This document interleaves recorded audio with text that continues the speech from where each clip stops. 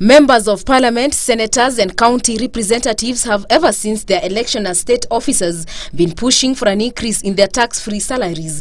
But the Salaries and Remuneration Commission Chair, Sarah Serem, today stood firm and rejected their demands, saying no state officers' pay will be reviewed upwards as the economy cannot sustain higher salaries due to the low revenue collection. Our concern is the concern of the economy of this country. Our concern is the issue of the sustainability of the wage bill. Whether the bodies and the people that are handling it now will be here to do that, or the same people are removed, those issues will still stand out to us. Serem further says that the government has set an economic growth target of between 7 and 10%, and that it is therefore imperative to reduce the public wage bill, which currently stands at 458 billion shillings, to a manageable level. We haven't reviewed any salary downward, because when I started off, I did mention that the current structure, the current parliament and the state officers that we are dealing with as SRC are new state officers under the new constitution. We went out to set salaries for those new state officers.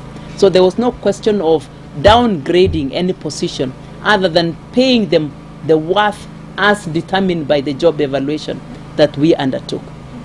Legislators have moved a petition in Parliament seeking to disband the commission on grounds of incompetence. However, the chair dismissed the attempts, arguing that SRC is an independent commission subject to the constitution. You cannot stop anybody from making any statement.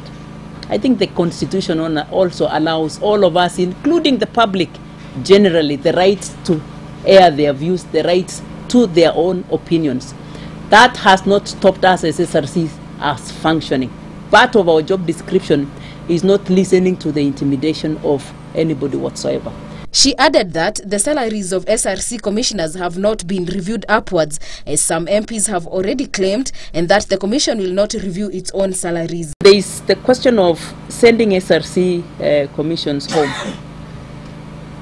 We don't know which body would have, the mandate or the legal authority to send SRC home. But that is probably not an area of our concern. Despite the intimidation and having stood ground on the pay demands by members of Parliament, the fate of the SRC commissioners still lies in the hands of members of Parliament, as the 11th Parliament can recommend the dismissal or reduction of the commissioners.